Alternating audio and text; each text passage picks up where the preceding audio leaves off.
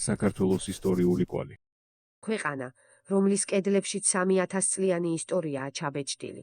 ჩვენმა ცივილიზაციამ საუკუნეებს გაუძლო. ჩვენ ვართ უძველესი ოქროს საწმისის ქვეყანა.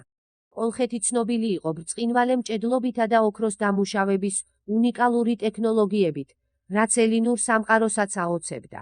ჩვენ შევქმენით მსოფლიოში 14 უნიკალურ დამწერლობას შორის ერთ-ერთი ქართული ანბანი, რომელიც დღემდე გამოიყენება.